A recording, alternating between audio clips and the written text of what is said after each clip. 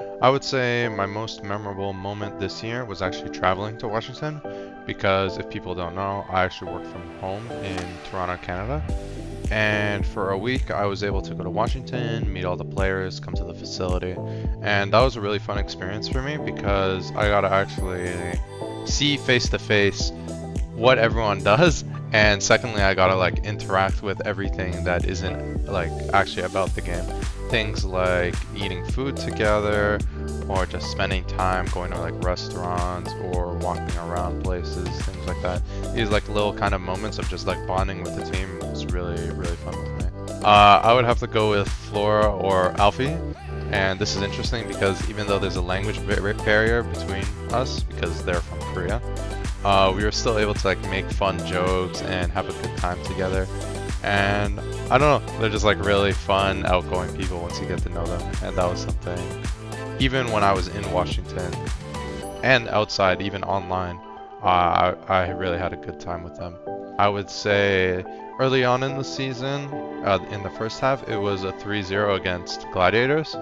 I remember specifically on Shambali, Flora was just going crazy, hitting every single headshot, and every single time we were just going crazy. I think that was like one of the most entertaining matches I've ever had in a while.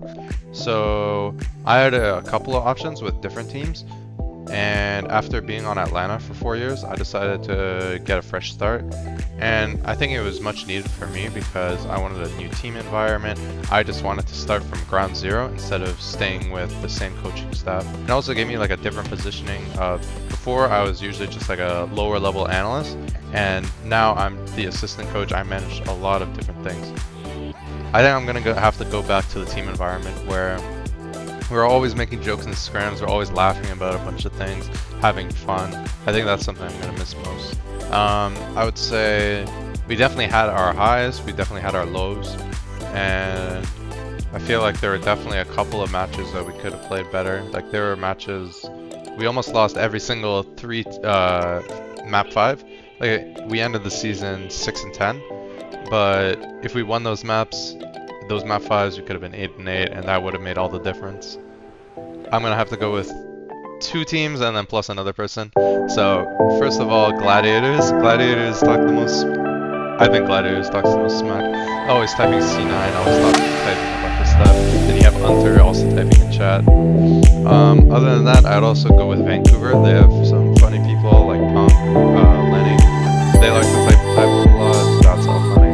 And then my honorable mention goes to Gator because the rest of his team's Korean, and he just like types in chat, acting like a coach, acting like a bad guy, and that's always fun to see.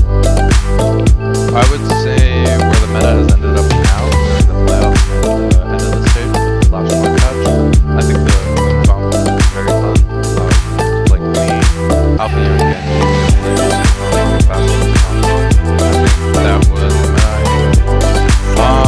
I would say a 5 out of 10, and that's just because I feel like we always did pretty well in scrims. However, in the matches, either we showed that not 5, or we didn't get to play as well as we actually did in scrims. I would say chaotic. As I said before, there were a lot of highs, a lot of lows, and yeah, we had some adjustments to do, especially when I got instead of heavy.